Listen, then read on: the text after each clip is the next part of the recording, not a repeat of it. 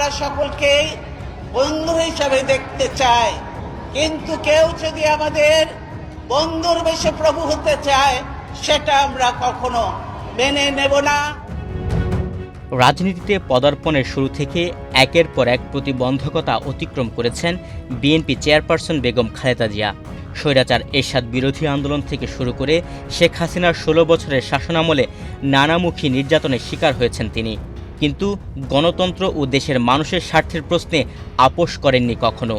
তাই তো এদেশের মানুষ ভালোবেসে তাকে দিয়েছেন আপোসহীন নেত্রীর মর্যাদা। তার মতো এত বেশি জনপ্রিয়তা স্বাধীন বাংলাদেশে কখনই কারো ছিল না। দেশের বাইরে আমার কোনো ঠিকানা নেই, এটাই হলো আমার ঠিকানা। রাজনীতির কারণে ব্যক্তি ও পারিবারিক জীবনে একের পর এক কঠিন পরিস্থিতি মোকাবেলা করেছেন বেগম খালেদা জিয়া। স্যান্ডেলিনা সো, রূপচর্চায় আভিজাত্য। গণতন্ত্রের জন্য আন্দোলন করতে গিয়ে বারবার নির্যাতিত হয়েছেন। অসুস্থ অবস্থায় দীর্ঘদিন জেল খেটেছেন। আদরের ছোট ছেলেকে চিরতরে হারিয়েছেন এবং বড় ছেলেকে নির্বাসিত জীবন কাটাতে হয়েছে। এত কিছুর পরও দেশ ও মানুষের প্রতি দায়বদ্ধতা থেকে তিনি এক চুলও পিছপা হননি। তাই দেশের মানুষ তাকে যেভাবে ভালোবাসা দিয়েছে তেমনটা আর কোনো রাজনীতিবিদ পাননি। এই দেশ, এই দেশের মাটি, মানুষই আমার সব কিছু, কাজে আমি দেশের বাইরে যাব না। আন্দোলন কিংবা নির্বাচন, সব ক্ষেত্রেই তিনি বাংলাদেশের সবচেয়ে সফল রাজনীতিবিদ। 3 বারের এই প্রধানমন্ত্রীকে ভোটের মাঠে কখনো কেউ হারাতে পারেনি। বাংলাদেশের ইতিহাসে বেগম খালেদা জিয়ার চেয়ে বেশি আসনে আর কেউ নির্বাচিত হননি। বিএনপির প্রতিষ্ঠাতা প্রেসিডেন্ট জিয়াউর রহমান 1981 সালের 30 মে শহীদ হন। দল এবং দেশের সেই ক্রান্তিকালে 1982 সালে বেগম খালেদা জিয়া রাজনীতিতে সক্রিয় হন। শুরুতেই তাকে স্বৈরশাসক এরশাদ বিরোধী আন্দোলনে নামতে হয়। আন্দোলনের অংশ হিসেবে খালেদা জিয়ার নেতৃত্বে বিএনপি ও 7 দলীয় জোট 1986 সাল ও 1988 সালের নির্বাচন বয়কট করে। বেগম খালেদা জিয়ার আপোসহীন নেতৃত্বে 1990 সালে গণঅভ্যুত্থানে এরশাদের পতন ঘটে। স্বৈরাচারের পতনের পর 1991 সালে নিরপেক্ষ তত্ত্বাবধায়ক সরকারের অধীনে 5ম জাতীয় সংসদ নির্বাচন অনুষ্ঠিত হয়। এর মধ্য দিয়েই নির্বাচনী রাজনীতিতে বেগম খালেদা জিয়ার অভিষেক হয়। সংখ্যাগরিষ্ঠ আসন পেয়ে বিএনপি সরকার গঠন করে এবং বেগম জিয়া প্রথমবারের মতো বাংলাদেশের প্রধানমন্ত্রীর দায়িত্ব গ্রহণ করেন।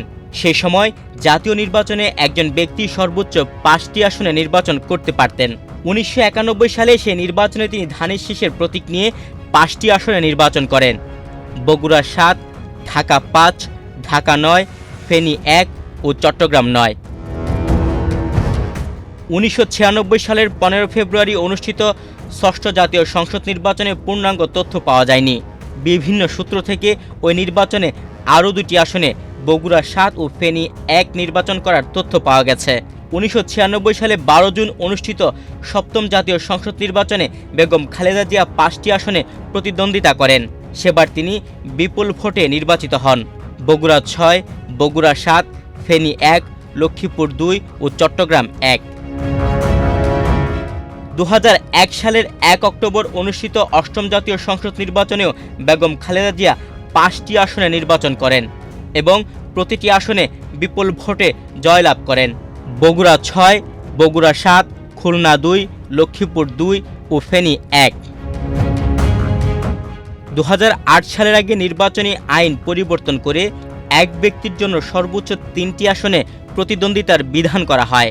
ওই বছর 29 ডিসেম্বর অনুষ্ঠিত 9ম জাতীয় সংসদ নির্বাচনে বিএনপি চেয়ারপারসন 3টি আসনে দাঁড়িয়ে সবগুলোতে বিপুল ভোটে জয়লাভ করেন। এর মধ্যে বগুড়া 6 আসন, বগুড়া 7 ও ফেনী 1 আসন।